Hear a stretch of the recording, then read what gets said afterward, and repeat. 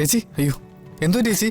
ഒന്നുമില്ല മോനെ, ശർക്കര പൊങ്കൽ ഉണ്ടാക്കിയപ്പോഴേ കൈയൊന്ന് പൊള്ളി, അതാ. അയ്യോ ഇത് നല്ല പൊള്ളലുണ്ടല്ലോ. ചേച്ചി ചേച്ചി എന്തിനാ ഇതൊക്കെ തനിയെ ചെയ്യാൻ പോയേ? അത് ചടങ്ങിന്റെ ഭാഗമാ. പൂജയ്ക്കുള്ള പൊങ്കലും മോള് തന്നെ ഉണ്ടാക്കണം, അതാണ് പൂജാവിധി.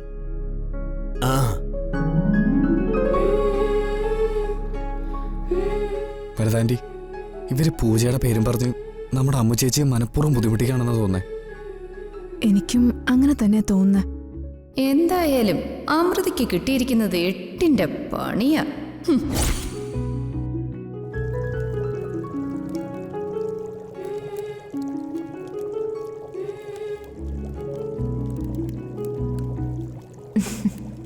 ഇത്രയൊക്കെയല്ലേ ഉള്ളൂ, ഞാൻ വെറുതെ പേടിച്ചു.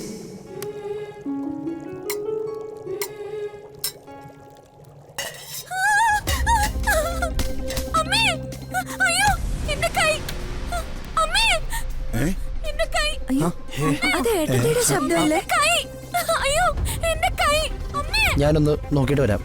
ഈശ്വര, അമ്മായി.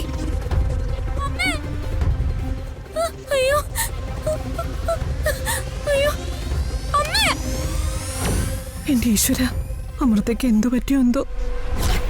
അവളോ പൊങ്കാല കൊളാക്കിന്നാ തോന്നുന്നേ. അപ്പൊ പിന്നെ പൂജ എങ്ങനെ നടക്കുക? ദാമ്പത്യ ഐശ്വര്യ പൂജ നടക്കരുത്, അതല്ലേ നമ്മുടെ ആവശ്യം. അമ്മായി ഒന്ന് വാ, നമുക്ക് പോയി നോക്കാം. പോ. അതെ, നിങ്ങൾ വിഷമിക്കണം, ഞങ്ങൾ നോക്കിട്ട് വടി. എന്റെ ഈശ്വര,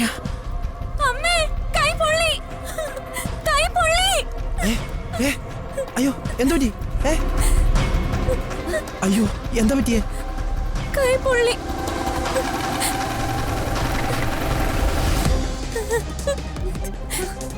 എന്താ ഏട്ടത്തി, എന്ത് പറ്റി? എന്താ? അമൃതയുടെ കൈയൊന്ന് പൊള്ളി. അയ്യോ ഇതെങ്ങനെയാ പറ്റിയ മോളെ? പൊങ്കാല തിളച്ചപ്പോ പെട്ടെന്ന് അടപ്പ് മാറ്റാൻ നോക്കിയതാ, തുണി എടുക്കാൻ മറന്നു. അയ്യോ തൊടല്ലേ, നല്ല വേദനയുണ്ട്. ഏട്ടത്തി പേടിക്കല്ലേ, ഇപ്പൊ ശരിയാക്കി തരാം. ചേട്ടാ, ആ വെള്ളം ഇങ്ങെടുത്തേ. പെട്ടെന്ന്. ഏട്ടത്തി കൈ അതിൽ കുറച്ചേരം മുക്കി വെച്ചേ.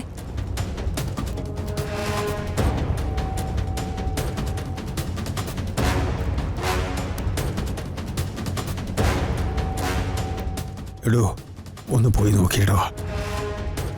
നമുക്കൊന്ന് പോയി നോക്കിയാലോ? ആദി വേണ്ട, ഞാനും വരാം. മുത്തശ്ശ, ഞങ്ങൾ പോയി നോക്കിട്ട് വരാം. നിങ്ങൾ ഇവിടെ ഇരിക്കും, വേഗം വരണം. ഇപ്പൊ വരാം.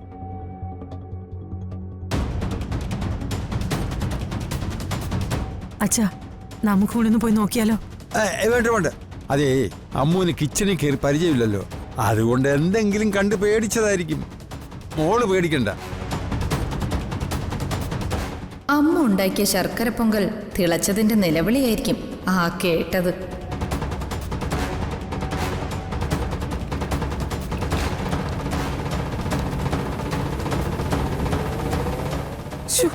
എന്റെ മോളെ, ഇതൊക്കെ കുറച്ച് സൂക്ഷിച്ച് കണ്ടുമൊക്കെ ചെയ്യണ്ടേ?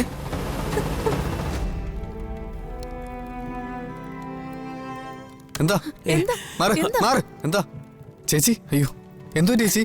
ഒന്നുമില്ല മോനെ, ശർക്കര പൊങ്കൽ ഉണ്ടാക്കിയപ്പോഴേ കൈയൊന്ന് പൊള്ളി, അതാ. അയ്യോ ഇത് നല്ല പൊള്ളലുണ്ടല്ലോ. ചേച്ചി ചേച്ചി എന്തിനാ ഇതൊക്കെ തനിയെ ചെയ്യാൻ പോയേ? അത് ചടങ്ങിന്റെ ഭാഗമാ. പൊങ്കല് അമൃത തന്നെ ഉണ്ടാക്കണമെന്ന് ആരാ പറഞ്ഞത്? ഐശ്വര്യ പൂജയ്ക്ക് വീട്ടിലെ പുതിയ മരുമകള് തന്നെ പൊങ്കല് വെക്കണം, അതാ ഇവിടുത്തെ ചിട്ട. കൈ പൊള്ളിച്ചിട്ട് വേണോ ഐശ്വര്യം? വരദാന്റെ ഇതത്ര സാരമുള്ള പൊള്ളലൊന്നും അല്ല. സാവിത്രിയമ്മായി, അന്നത്തെ തേനിവിടെ ഇരിപ്പില്ലേ, അതൊന്ന് എടുത്തിട്ട് വന്നേ. നമ്മുടെ അലമാരയിലാണ്. വേണ്ട, നിക്ക്. അനാവശ്യ സാധനങ്ങളൊക്കെ തേച്ച് സംഗതി വഷളാക്കണ്ട. എന്തെങ്കിലും വാരി തേച്ചിട്ട് ഇൻഫെക്ഷൻ ആയാലോ? ആദി, വണ്ടി എടുക്ക, ഹോസ്പിറ്റലിൽ കൊണ്ടുപോവാ. മോനെ, ആശുപത്രി പോണ്ട ആവശ്യമൊന്നുമില്ല. അടുപ്പത്ത് പണിയെടുക്കുമ്പോ ഇങ്ങനെ ചെറിയ പൊള്ളലൊക്കെ ഉണ്ടാവുന്നത് സ്വാഭാവിക. തേൻ പുരട്ടി മാറിക്കോളൂ. ചെറുതായാലും പൊള്ളലല്ലേ? ഒന്നും ഉണ്ടാവില്ല. വാ മോളെ. നീ ഒന്ന് പിടിച്ചേ, അവളെ സൂക്ഷിച്ചിട്ടോ. പേടിക്കണ്ട ആദി. തേൻ പുരട്ടിയ പെട്ടെന്ന് മാറിക്കോളും.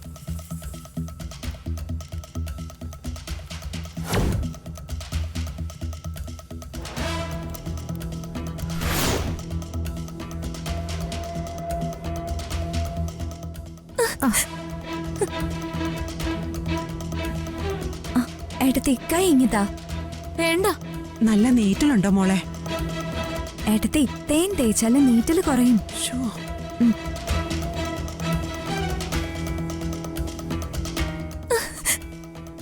ഇന്നലെ കഞ്ഞി വീണ് പൊള്ളിയപ്പോഴും തേൻ തന്നെയല്ലേ തേച്ചത്?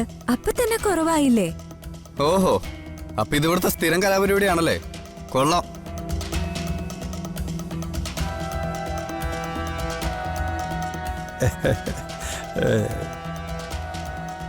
പൊള്ളലിന് ചെറുതേ നല്ല ഔഷധമാ മോനെ. മോളെ നന്നായിട്ട് പുരട്ടി കൊടുക്കും.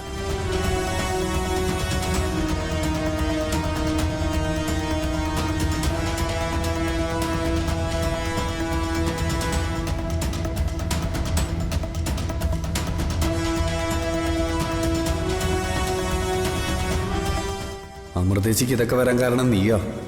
കുമാരമായിട്ടുള്ള നിന്റെ കല്യാണം അത് ഞാൻ നടത്തും. എന്ത് വില കൊടുത്തു ഞാൻ നടത്തും.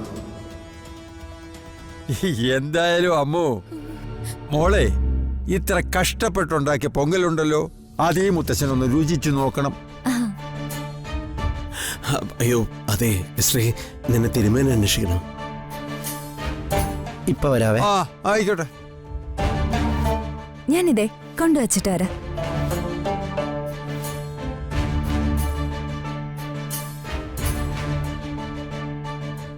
ഇപ്പൊ വേദന കുറവുണ്ടോ മോളെ? ഈ വേദന കുറച്ച് കഴിയുമ്പോൾ മാറിക്കോളും. പക്ഷേ ചില വേദനകള് അത്ര പെട്ടെന്നൊന്നും മാറില്ല.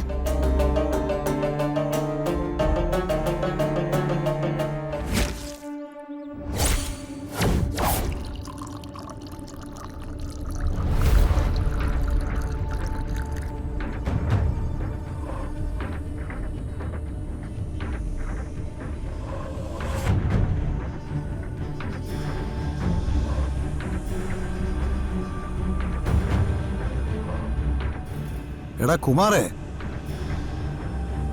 എടാ നീ കേൾക്കുന്നുണ്ടോ? കേൾക്കുന്നുണ്ട്, പറഞ്ഞോ. ഈ കല്യാണമെങ്കിലും ഒന്ന് നടന്നു കിട്ടണം. തലയാട്ടിയാ മാത്രം പോരാ. പൂജ നടക്കുന്ന വീട്ടിലേക്ക് ചെന്ന് കയറുമ്പോ നീ കരിക്കുമായിട്ട് ചെന്ന് കയറരുത്, മനസ്സിലായേ? അതിന് കരിക്കണം എന്തൊരു കുഴപ്പം? അതിനൊരു കുഴപ്പമില്ല. അതിനുള്ളിൽ എന്താണെന്ന് ആരെങ്കിലും അറിഞ്ഞാ അവിടെ മുതൽ കുഴപ്പമാ. യോ, അവിടെ ചെന്നെങ്കിൽ ഈ സാധനം കാറിൽ വെച്ചിട്ട് ഇറങ്ങണം.